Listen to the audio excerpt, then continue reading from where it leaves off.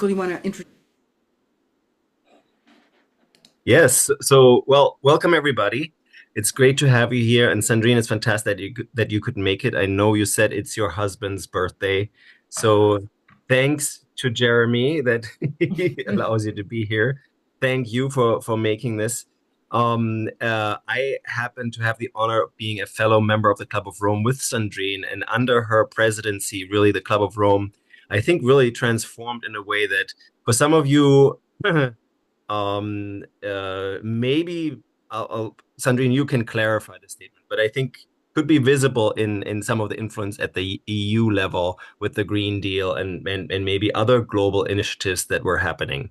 And while the Club of Rome may be familiar to some of you, it is best known, I think, for starting on kicking off the conversation about sustainability through a report called The Limits to Growth that was so influential and kicked well some people in certain areas where they responded in different ways. In most of the world, it was sort of starting of a conversation about actual limits.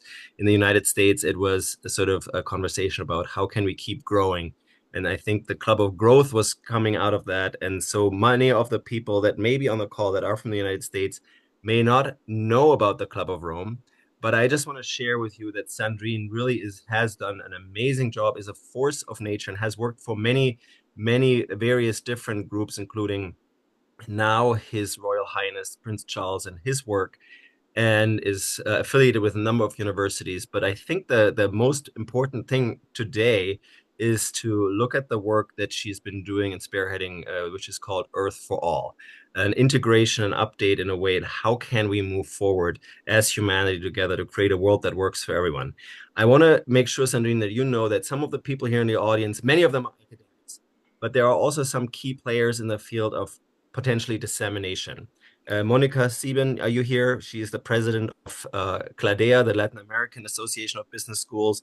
We have, I think, folks from the Jesuit Business School Network that we partner with.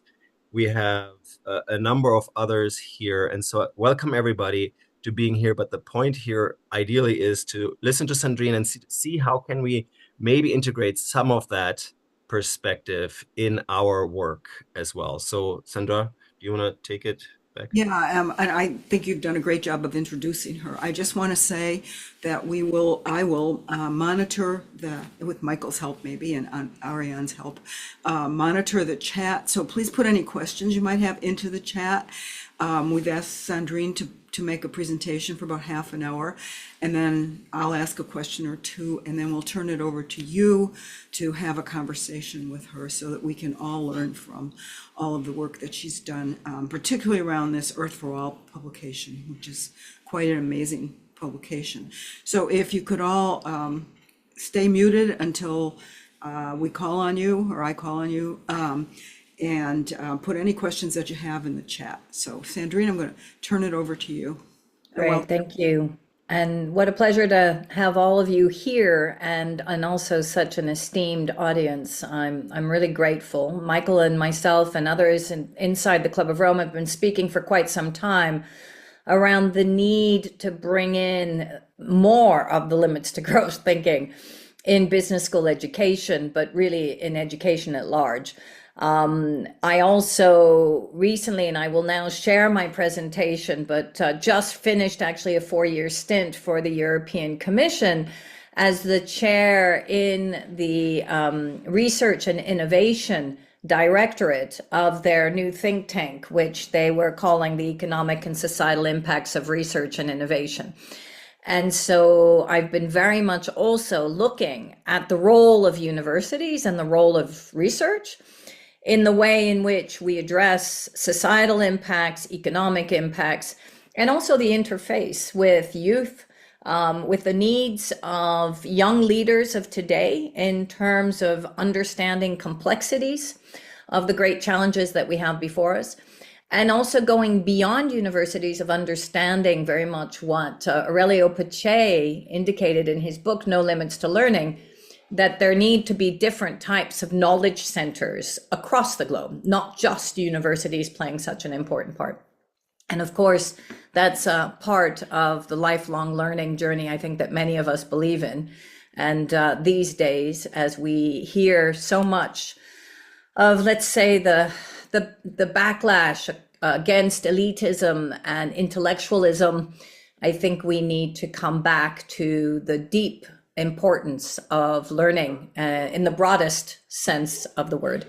So let me share my presentation, and I apologize because we have a dog and some of our visitors are already coming for my husband's birthday. So let me see if this is showing. Tell me if this is showing. Yeah, okay. And then let me get to No. the, We don't see your presentation, we just see your computer. okay. This should be showing the slideshow. There we go. Now you want Right. to click on the thing that shows this, we can see your notes. Oh, okay. Hold on. Where is the this screen? No. What displays? Sorry? Okay. And for some reason, it's showing me that it doesn't show the slides. It just shows. Is that working? Well, we see the slides, but we're also seeing your notes. That's just weird. Okay. What displays? I cannot hear you. What are you Perhaps saying? you can stop sharing, put it in presentation mode and share then. So perhaps it will share already in the Yeah, good idea. mode. Okay, stop share and put it in presentation mode. No, use slideshow. Does this work now? You have Is to, that working? no, you have to click on it. No, there's a real problem. There seems to be a disconnect. Hold on. Let me see. Okay, we're gonna get there. We're gonna get there. Hold on just a second. Let me see if I can share. No, I'm gonna do one last try and then let's see if this works. Because for me, it's not actually, No, I was just Really? showing on my panel, so it's showing on your end? it's gone now, but it was just there. That was my computer. Swap displays. Yeah, Does that work? not yet. Oh, man. Okay, I don't know what's going on. Then maybe you're gonna have to do it. Did you Hold hit on. did you hit the other share screen button? Because we're not seeing anything, but before we saw. We saw your share. Yeah, there we go. Yeah, now? Yeah. Now click the bottom part where it says play slideshow. Yeah, but this is where I was before, but is that working better? No, but there's a button, use slideshow on top of that. Do you see that There we one? go. Is that better? No. There Yep. Yep. Okay, we got there. Yay. It doesn't help that my computer is very slow for the moment. So, okay. So really what I'm trying to bring to you today is, as Michael said, obviously my background and my experience as co-president of the Club of Rome for the last 6 years, and this deep reflection that we've been, and journey that we've been on around the knowledge that actually post the limits to growth, we did not, unfortunately, have the impact that we would have liked to have had.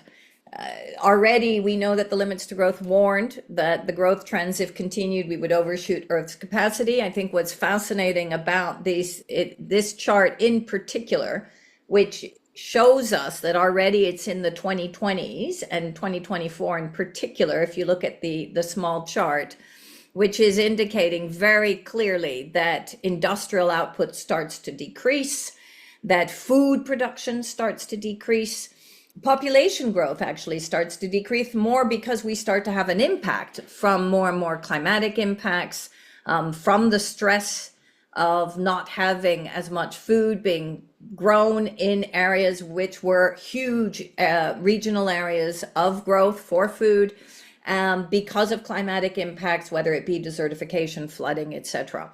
And so we can start to see the social and environmental tipping points really happening in the 2020s. we decided as a group that we did not want to come out with a message of despair when we commemorated the 50-year anniversary of the Limits to Growth, but we did want to come out with a reality check. We wanted to come out with a reality check that there is still time to change course, but there isn't a lot of time. We definitely don't have another 50 years. This is the decade of action. And so what we wanted to do is shift from the Limits to Growth to what we call Earth for All, a survival guide for humanity, which gives us the potential when we look at the planetary boundaries and when we look at the Earth system trends, all of which, since the publication of the Limits to Growth, have gone dramatically up, exactly as predicted by the Limits to Growth, that we figure out a way to stay within, in particular, the planetary boundaries and within a safe operating space.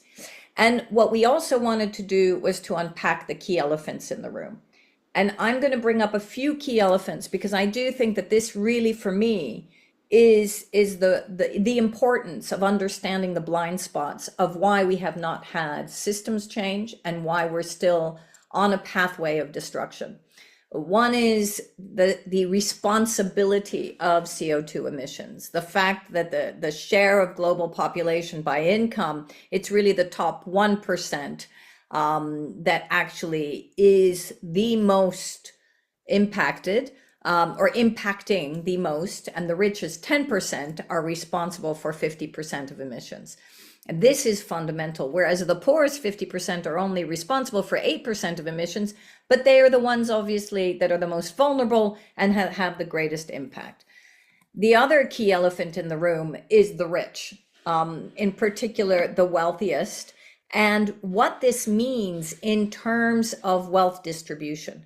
Why is it that the poorest 50% take less than 15% in total earnings, while the richest 10% take well over 40%? And what we're seeing is a very important trend that within country wealth distribution has recently been moving in the wrong area, the wrong way. We're looking at the richest 1%, which are gaining more and more of the economy, that they really control the economy. In fact, when we look at Earth for All, what we indicate is that we want to reduce the handhold of the wealthiest and their impact on the economy for what currently in many countries is 60 to 80% ownership of the economy by the 10% wealthy, whether it be in a country or whether it be in a region, and then really try to reduce that to 40%.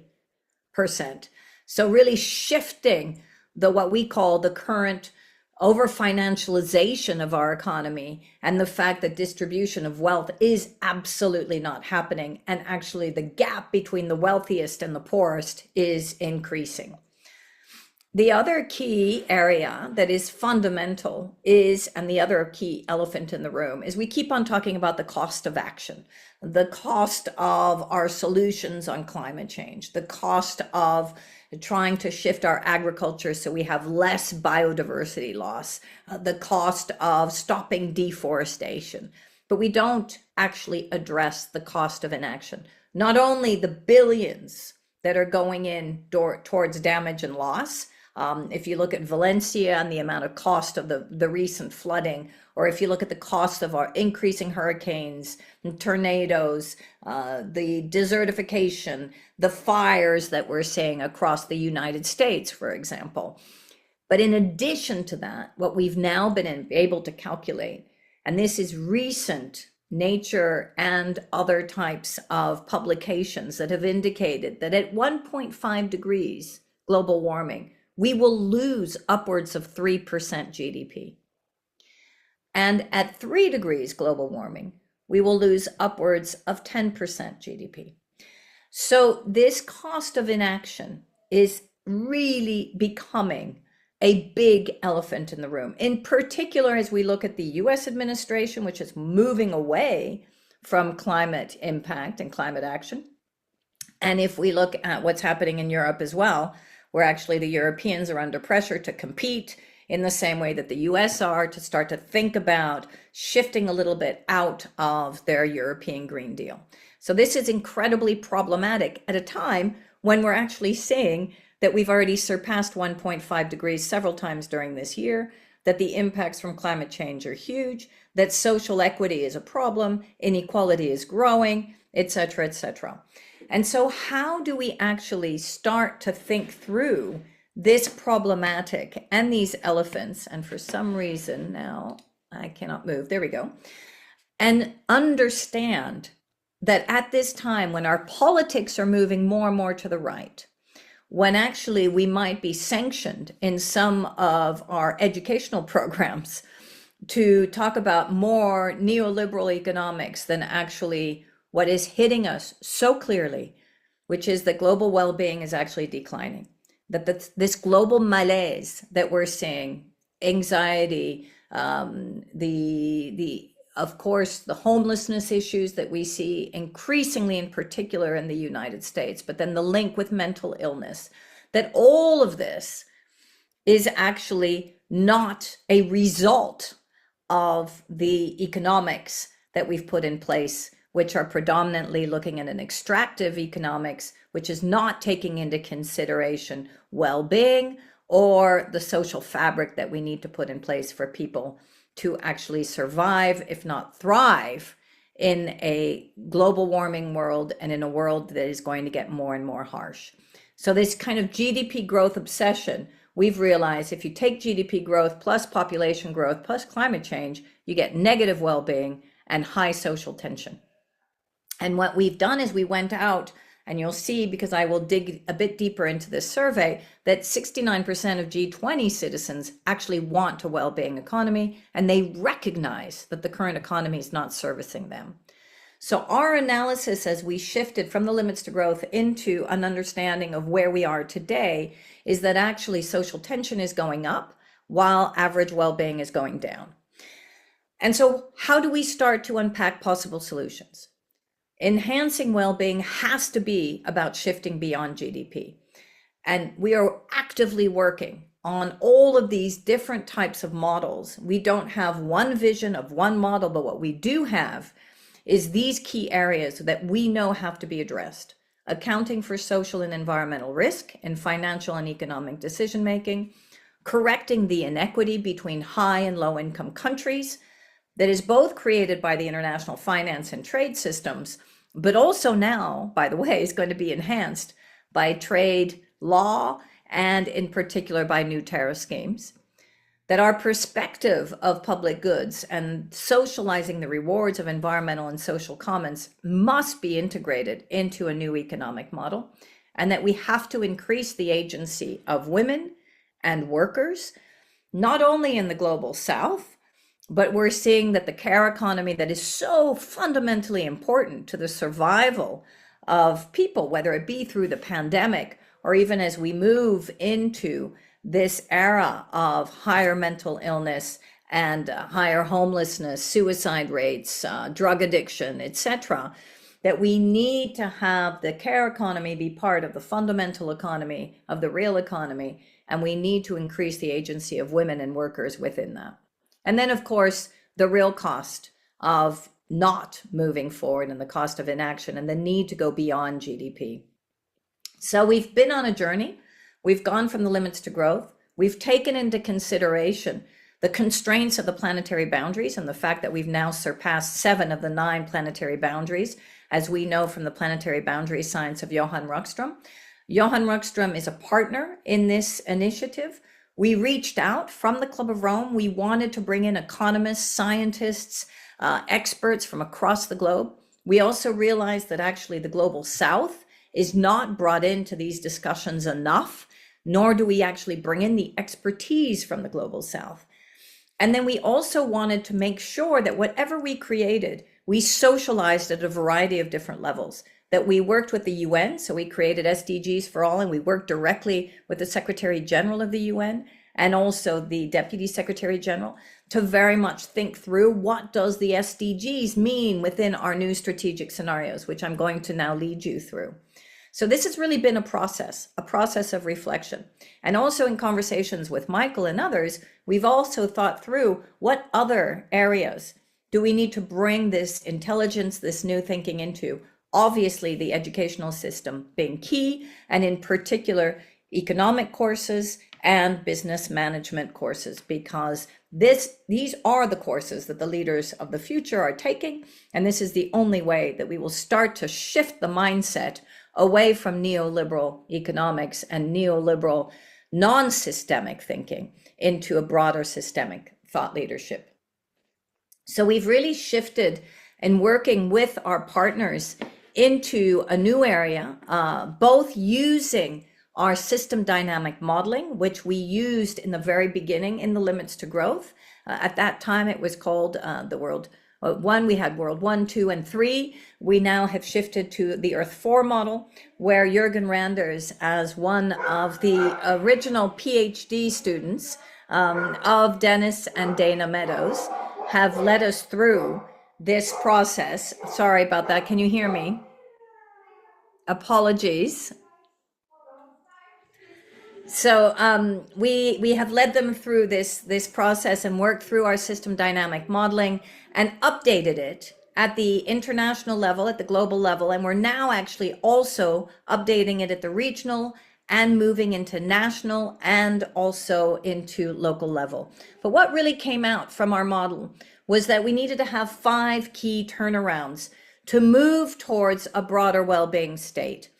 And this is just one of the plots, one of what we call the spaghetti model of this system dynamic interaction. And you can go from GDP per person in the top left corner all the way down to what does that mean in terms of public spending per person, with taking into consideration all of the interrelationships between the population, people, and what that actually means in terms of how much we may need to pay to enable people to thrive, not just survive. But I think the key realization through our analysis is this. This was the big aha moment, in particular for the scientific community that we brought in, and in particular for Johan Roxam, that the speed of action on planetary boundaries is a function of the speed of action on inequality and poverty. And this is exactly what we're living today. The backlash, the backtracking on anything that has to do with the environment or climate change by policymakers because of the pushback that they're getting from people, and people saying because of inflationary forces, because of growing energy poverty, because of growing affordability issues with regard to food, that they've had enough. And that anything that is going to cost more, and it's been sold to them that anything that's green is going to cost more, is going to make their lives more difficult. And that is why what we felt was fundamental in not only our narrative building, but also in our deep analysis, was that we had to bring all the different main factors together within the model. The inequality element, and to really look at deep distributional effects, the ecology element, but then the public sector. What is the role of the public sector? Not that this is about going into some kind of communistic model, which is often what those that start to talk about well-being economies are accused of, but to come into some kind of collective egalitarian model, a model that truly does actually reflect the needs of people within the constraints that we have of the planetary boundaries. And then how do we allocate finance? How do we look at debt and money supply and central bank interest rates and the way in which we actually distribute wealth, including wealth taxation? How do we look at labor and the role of labor, and then population, and the way in which we think through all of these different dilemmas? And I just need to shift you. Hold on, I'm going to do this to try to make sure that I can see. Okay. I've got a problem with being able to see all of my screen, but I can't see what's at the bottom. Can someone just say to me what's at the bottom here? The 7th point. Well-being. Of course, the well-being, and our social, both our social tension index and our well-being index, and the importance of moving into the well-being index, and why actually we're getting more and more away from well-being rather than moving towards it. And I think what's important is that when we started to do the cost calculations and we decided that we were going to build the 2 key scenarios, we realized that actually the total cost of shifting towards what we call the giant leap scenario, where societies are more resilient, where actually extreme weather events do come and go, because we're not going to be able to stop the glaciers that are already melting, unfortunately. And we will have continued effects. We'll mostly get to about 2 degrees, hoping that we don't get to 3 degrees. But this is the giant leap scenario that builds that resilience within our economies and gives us some future possibility of actually thriving, not just surviving. And that's about 2 to 4% of global income. And if you do a back of the envelope calculation, this equates to not the entire amount of our defense budget, but a good portion, 50% of our defense budget, would then go to what we call a positive peace, actually constructing a thriving economy rather than enhancing growing tension and enhancing growing conflict. And that to achieve that, actually, we know that we need to transform and accelerate human development. Oops, sorry. In low-income countries. Why is this doing this? Ah, no. Shoot. No. Previous. There we go. Sorry. There we go. Okay. We have to transform and accelerate human development in low-income countries by reforming the international financial and the trade system. This is work that we're actually doing right now, working with the most vulnerable nations in the global south, also with the UN. Some of you may be familiar with the work of Mia Mottley, Prime Minister of Barbados, the Bridgetown Initiative, which is very much actually rethinking the Bretton Woods institutions, and in particular the IMF and the World Bank, restructuring our debt, looking at the special drawing rights and how we actually restructure also the special drawing rights. So very interesting moment where we actually are starting to look at all of these different possibilities in terms of creating what we call the fiscal space in low-income countries to actually be part of this just transition.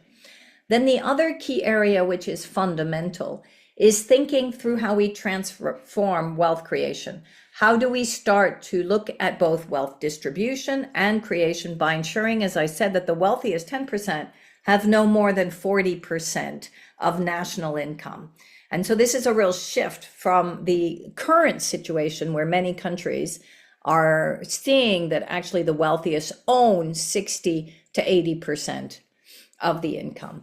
The other is that we very much are looking, obviously, at transforming the energy system. Many of you know what most of the solutions here are. We're not trying to bring in necessarily new solutions, but what we do talk about is the systemic approach, that we need to optimize the shift, for example, towards renewables and look at energy efficiency, but also bring in what are the mobility solutions? What does this mean in terms of land use if we use biomass, et cetera, et cetera.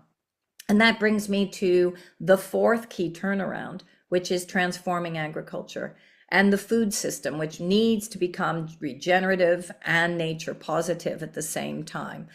And then the last key turnaround, which I reflected on before, which is transforming gender power imbalances, empowering women, again, in particular, also in the global south, where we're seeing that obviously, if we give more empowerment to women, access to education in the global south, that also reduces clearly the population growth and density issues that we see. It also, though, enables women to start to be part of job creation and new jobs that are being created, and also gives much more power to women in communities. Then the next, okay, up, next. This brings me to now where we're starting to see the real difference between our giant leap scenario and our too little too late scenario. It means that we can start to see, again, as I indicated, this real shift in terms of inequality through our inequality index. And what you can see if we apply those 5 key turnarounds, and if we address both the social and environmental tipping points, is that we start to decrease already by putting in place our policy recommendations, that in 2040, you shave off by about 1/3 the inequality issues that we've actually seen across the globe. This is a global assessment. If we look at Africa, we actually see a deeper impact much faster. Certain countries, the impact will be faster than others. What we're now trying to do is to also see what this means in terms of local jurisdiction, not just regional or national jurisdictions. In addition, global poverty is drastically reduced by 2050 with the giant leap, but it already starts in 2030, where we see millions of people below 685 per day are actually being risen upwards of above $685 per day. And this is really prevalent in 2040, where we're getting to, shaving off almost again 1/3 of the poverty, in particular as well, by accelerating human development in low-income countries and by reforming the international financial and trade system, but also by starting to tax wealth. And some of you may be familiar with the recent declaration from the G20, where there is an increasing coalition of countries that are calling for wealth taxation. And we're actually working with an organization called Patriotic Millionaires, who are actually from the US, includes Warren Buffett and others, who are indicating that it is time to start taxing wealth.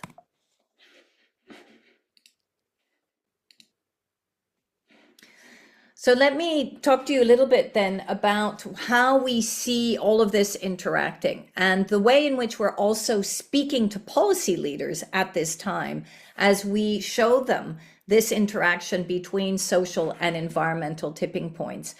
We really believe that this is what we call critical feedback loops, and that we really need to figure out what then are the interactions between social tension and growing social tension, the need for social trust, because we know that if you reduce social trust, that influences the political space available for transformative public action. It also has an impact on democracy and democratic processes, how effectively the state intervenes to reduce inequality and planetary breakdown. Of course, the links with regulation and regulatory effects, not only in terms of social and environmental regulation and requirements, but also the regulation on food and energy systems and how that impacts inequality. And then that driver of growing inequality will inevitably lead to more social tension. And this for me is, I think, fundamental in terms of showing what we're talking about in terms of inequality reducing trust. And I've taken this example with regard to the US. I start to call this the morality gap. If you look at wage inequality in the US and how much that has increased, but also that since 1978, so just think this is 6 years after the Limits to Growth was published, that actually US CEO salaries have increased by 1,460%. And this is what business schools drive, right? I mean, this is what the whole theory of change is. It's make more money, capitalism works, but it hasn't. And what we're seeing is the increase in the disparity between the wealthiest and the highest wage packages in comparison to employee salaries that are about 18%. And that this is enhancing the distrust that we see in our societies. But in particular, we do see this very much in the United States, and we're seeing it play out. I think that we're seeing it start to encroach in other parts of the world as well. Also, as there's growing competition in terms of CEO packages, and everyone is searching for that great CEO, and these packages are pushing this upwards. So for us, it's very clear that the economy, where most people think that it's organized around production and consumption and exchange, just doesn't exist. This is a shareholder economy. This is an over-financialized economy where money is made on money and shifting the value of various assets from stocks to bonds to real estate. We can see it in the housing crisis to intellectual property, now to crypto. That this is really the transactional financial system that we have, and it is what is determining the economics of the way in which we function today. This is not an economy or financial system that is servicing people, planet, and prosperity. Far from it. And these financial assets really do dominate economic decision making, and they're also dominating policy making across the globe, economic or non-economic. I'm going to try to start to end. I had several few slides after this, but I think I'm going to close it after this slide or the next one, which is just to show you how we have structurally started to think through how do you then change the game board? How do you think through redistribution of wealth by maybe thinking about universal basic dividend? Some people are talking about universal basic income. We can also talk about the way in which we create citizen funds or just transition funds. Where do we need to reallocate government measures, subsidies, incentives, regulations to expedite restructuring? And we're having those conversations right now at the European level. Who knows what kind of conversations we're going to be having around this in the next administration in the US. Reforming the international financial system, and then looking very deeply at what are the progress indicators that we need in the context of well-being economies, in the context of this need to definancialize the existing economy and give the economy back its real function, which is hopefully to move capital, but the right capital to the right places. How do we do that? What does that look like? One of the ways is to start thinking about beyond GDP indicators, new indicators, which some of the beyond GDP or what we call the well-being economies have put in place. There are 5 of them: New Zealand, Scotland, Wales, Finland, and they are very much, and I've forgotten one, Iceland. They are very much looking at how do we redefine our economy? How do we go beyond GDP? We buffer GDP with environmental indicators, social indicators, educational indicators. And this is actually gaining traction in many countries.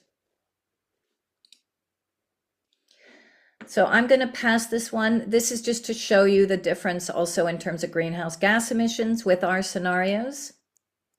But I want to just finish on this one. So if we take into consideration all of these recommendations, and this is not just wishful thinking. So let me indicate to you that we are now putting in place an Earth for All model in Kenya. We've been asked to do the same in Austria. We've been looking at stress testing the same in Germany. We are now looking at how we can apply this to Australia, Brazil. We had the Ukrainian government call us from a basement asking us, and we did a brainstorming on could we rebuild Ukraine using this model.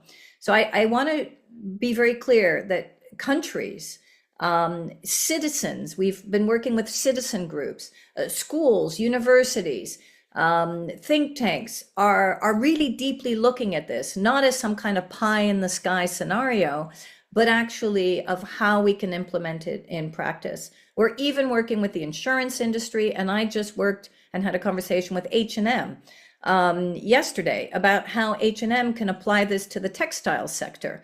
And they're actually basing their foundations funding around ensuring that Earth for All becomes a bit the gold standard of how they would actually give money out philanthropically. So what we're seeing is through our 5 turnarounds, through the analysis that we've done, we actually can move towards a well-being society, and we can achieve some kind of well-being model.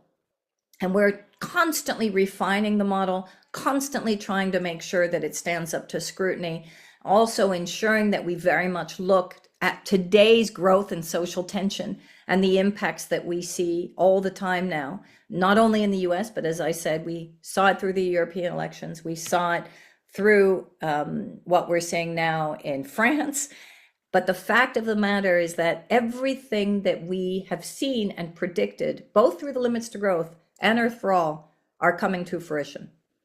So if I finish off by saying our hypothesis is we will not meet the planetary boundaries unless we address inequality and poverty, you can see how the backlash on environment and climate is coming forward, because we're starting to really hit on the jugular of the key systems dysfunctionalities that we have before us in the economy, in the financial system. And this is why the pushback is so strong. We need to get better, and this is how we see it, in educating people so that they understand that actually moving towards a well-being economy that is moving away from just productivity as the only way of measuring well-being is the only way that we're going to start to actually enhance people's lives and livelihoods. So I'm going to stop sharing and hope that we can have a nice conversation. Okay, see, this is I'm now having difficulty. Hold on, I'm going to do this. Right at the top here, so- It's because of my own computer, so apologies for this. It's because I have far too much happening. Sandra, you can maybe help. There we go, got it. Thank you. So Sandrine, that was fantastic. I have one, I'm going to ask only one question, even though I have about 1 million. And I'm just thinking about my own business school and sort of the entrenched way that our finance faculty think about things. And you've discussed the importance of turning around the financial system. But given that entrenchment and given the right turn that we're seeing, particularly in the US, but also in parts of Europe and elsewhere, the how of making this happen, how do you convince people who are sort of bought into and benefiting from the current system to change? Yeah, and I think this is the deep. So I have to put in a disclaimer that I worked for the oil and gas sector for 10 years. And I also worked for King Charles for 10 years. So you can just see where I'm coming from, right? I mean, I'm a bridge builder. I have always tried to influence from the inside. And I know how tough it is. I think that one of the key problems we have is we don't have courageous leadership that is actually ready to do what is necessary. We have told time and time again that we need a wealth tax, and we know that in many countries it's a no-starter. We have spoken, God knows how long, about getting rid of both industrial agriculture and fossil fuel subsidies. And yet the G20 didn't touch it this time, even though they have time and time again in past G20 and G8 recommendations put in the need actually to move away from subsidies on fossil energy. To be frank, Sandra, I feel that we have to, as a community, and I really believe this because this has been my life's blood for the last 35 years, think through much more sophisticated ways of hitting the powers that be. Yeah.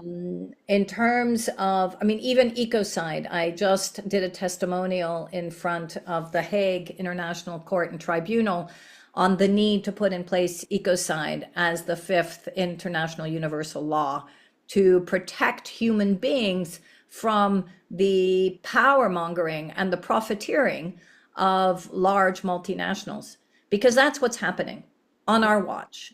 Every single oil and gas company, big major, has now pulled out of its net zero declarations. So we're in a bit of a conundrum, and I agree with you. This is the difficulty. I actually felt we were making progress until about 2 years ago. And as we started making such progress, those big guys got scared. And I think that's what we're seeing. Is they're entrenching themselves and they're fighting hard. So I think the only way is we almost need to have some deeper thinking around what does it mean, citizen assemblies, revolutions, shift in the way in which we teach, but that takes more time. I mean, I'm also on the faculty at the College of Europe for diplomats here in Europe. So anyway, I'd love to brainstorm this further. I see in the chat also around programs, working with deans. We need to do all of it. And it's a lot, and we're only, but I think the collective can come together at this time because the pushback is huge. Huge. And that's the issue. I mean, these are the people in power, and they have a unified narrative that progressives just simply don't have. Now, documents like yours, and I think if we really look across many of these reports, we see similar narratives coming out of them, but then we have to put ourselves on the same. Yeah, and to be frank, the number one statistic that's working right now, where I'm getting a little bit of an aha, is, We're going to lose 3% GDP at 1.5 degrees? Oh shit, we actually surpassed 1.5 degrees several times this year. We're going to be at 2. Yeah. All of a sudden people think, okay, well, maybe we do need to think about buffering the way in which we measure our economic growth because it's going to be slammed anyway. Yes, and there's a new report out just today from the World Economic Forum on that very topic. Yes. I put a link to it in the chat. So I'm going to turn to a couple of questioners. We're going to have to let Sandrine go a little early because it's her husband's birthday party tonight. So Ravi, you want to ask your question? No, she already answered my question. Okay. And you also highlighted the problem of power asymmetries. Okay, great. Yeah. Thank you. So Ravi, did you have, so sorry, okay, what was your question? I put it in the chat. How do power asymmetries and cultural differences, we're all different, but how do power asymmetries and cultural differences across nations influence sustainability efforts and their social impacts? Yeah. We're all different. And can I also reflect, Ravi, I think this is a perfect question. And let me just say that right now, the powers that be are all watching each other and they're all looking at how far they can go. I really see this. I see this in terms of the leadership. We're seeing, we're getting Trump lookalikes everywhere. This is a real dilemma. And that's why I call this the morality gap. And the fact that we've got oil and gas companies that are being allowed to make 2.8 billion per day in windfall profits and they're not being taxed. That is where we need to start hitting back because it is immoral as we've got poverty, energy poverty growing, and really the impacts that we see across different parts of the world in terms of people's survival. Yeah, and I wonder if people who are in power think in terms of ethics and morality. Robert Schroef, you had a couple questions. You want to ask one of them maybe? I don't think there were really questions in the second part of it, but the first one was, and you already alluded to this, how do we convene the deans and the leadership of business schools? Then it was added to, that also the leadership of law schools, policy schools. And I see Laudato Si out there as a platform in terms of bringing together people from the religious side of things. And all these things are happening simultaneously. And I'm wondering, how do we get this bigger critical mass so people can understand this vision of a better future? I say we just do it. I say we either do it through a webinar or we do it through a series of convenings. I think it's time. I think we need to grab this space. I think we need to make our voices heard. I mean, Michael knows I'm very passionate about this. I mean, I'm seeing a 1930s moment as we speak.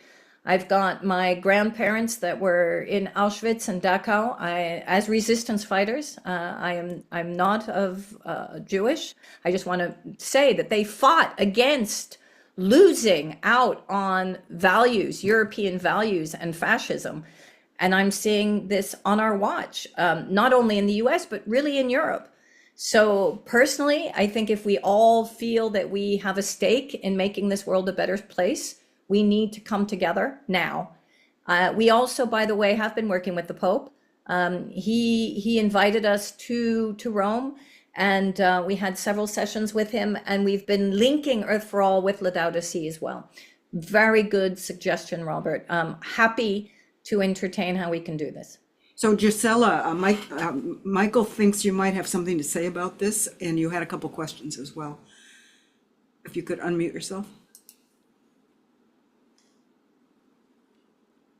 Well, Monica. Well, I'm gonna ask for Gisela if she's not able right now. Gisela is representing a group of many Latin American business schools along with Monica, and there may be a space for doing that work with the deans.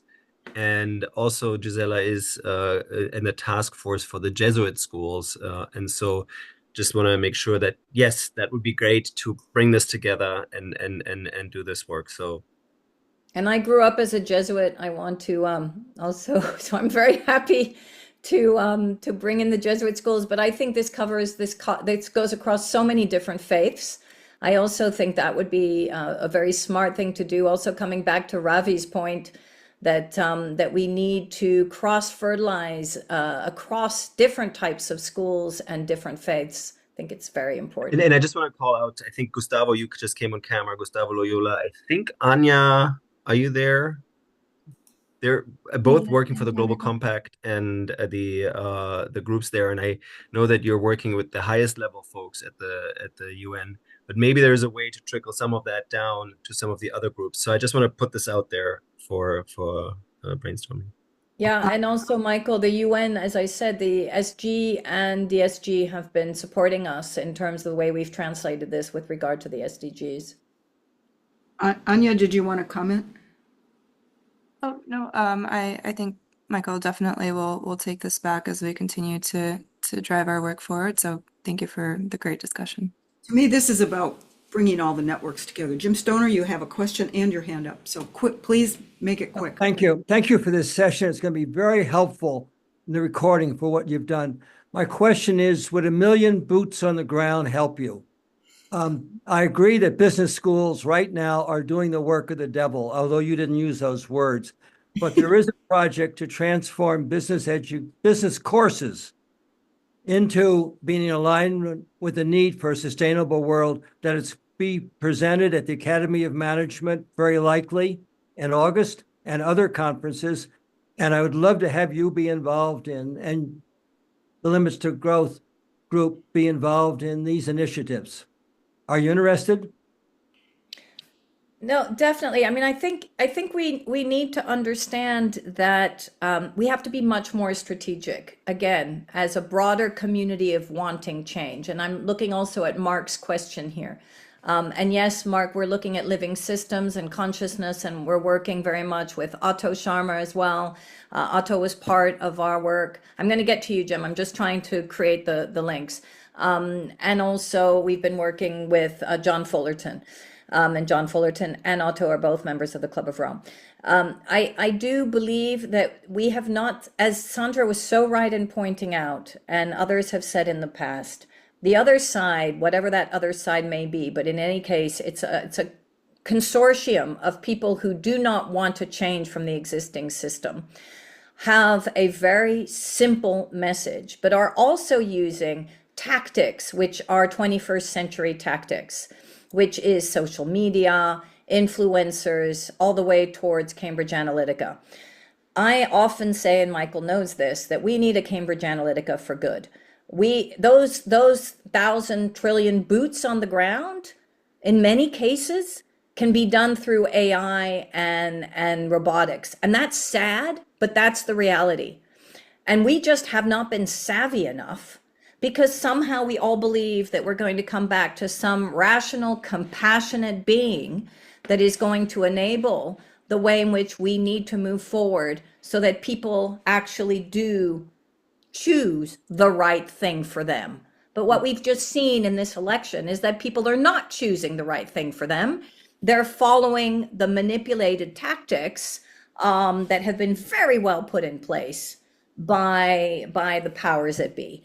So, I mean, after saying all of this, and probably we're being monitored, I'm going to be on a blacklist. But anyway, all this to say that we do need to be careful at this time. We know what's happening in the US, but, we need to remember that Bannon came over to Europe after the first Trump term was over. And Bannon and the right-wing fractions of the US have been feeding and fueling the right wing across Europe. So we need to think about this in a very strategic way. This is not 20th century revolution style, though we may need to use some of that. This is about a broader strategy that brings in a variety of different components. It means that we need to think about short-term levers as long as we look at long-term levers. It means, how do we hack the current system, and what does that look like? It means, how do we use universities and business programs as places where youth can really come forward and voice their views and not be scared to voice their views? Let's remember that one of the first toppling factors of anti-apartheid were the universities in the US, in the divestment movement. So what's happened to that? So we do need the movements, but we also need to make sure that while we have the movements and we're hacking the system in the short term, we're creating the parallel system that needs to be put in place. And that's where bringing the deans together to think through different types of educational systems, putting in new programs, thinking through new policies, which might take a bit more time, but at the same time continuing to create the kind of trigger mechanisms that would enable us to actually shift the system in parts now. Yeah, so I know you have to go, and I want to thank you so much. This has been very enlightening. I want to emphasize Jim Stoner's point about 1 million boots on the ground. We all need to get active. We need to link our networks. We need to find common narratives that we can share and set of values that we all share that align with each other, but also incorporate the safety and security concerns of people who are maybe not voting the same way we do. So thank you, Sandrine. This has been really, really helpful. And thank you, everyone, for coming. Normally, we would probably go right till 1, but I know there's a birthday party to be had tonight. Well, thank you. We have 2 more minutes, and I just maybe want to close by saying I just so appreciate having had this opportunity to speak with you. You are boots on the ground. You know, we all know that we can either be complacent and complicit or truly shift things in whatever we all do. And I agree with you, Sandra. The key point now is that before, individuals who are really trying to make change was enough. I don't believe in that anymore. I very much believe in your point, James, that we have to have those boots coming together. We have to be much more strategic. We see it in our own movement around Beyond GDP, the degrowth movement versus the well-being movement versus the donut movement, etc. And it's really not helping. So we need, and transatlantically, by the way, I have spent half my career working transatlantically. I started my career working with Republicans and also Democrats setting up environmental policy across both sides in Europe and in the United States. We don't see that anymore. We don't see transatlantic cooperation. And that's also really problematic. So I'm hopeful that if we can build this movement and with Michael and yourselves think through, and Robert and others, how do we get the deans, not only in the US, but how do we get the deans, you know, I'm sitting on Cambridge faculty. How do we get the deans across Europe to have this conversation with you and with others? China, I'm being asked to come and speak at a bunch of schools in China. I mean, if we can't work across different types of universities together and start to really create this new enlightenment, which is so important, we're going to blow it. Thank you again. Thank you, everyone. Have happy holidays. See you in the new year. Thank you, Sandrine. This has been really, really interesting. And I am hopeful. Hopeful. So I'm going to send you lots of peace and lots of love. And as we get through this difficult time. Yeah. Thank you. Thank you, everyone. Thank you. Thank you, Sandrine. Take care. Bye-bye. Enjoy. Take care.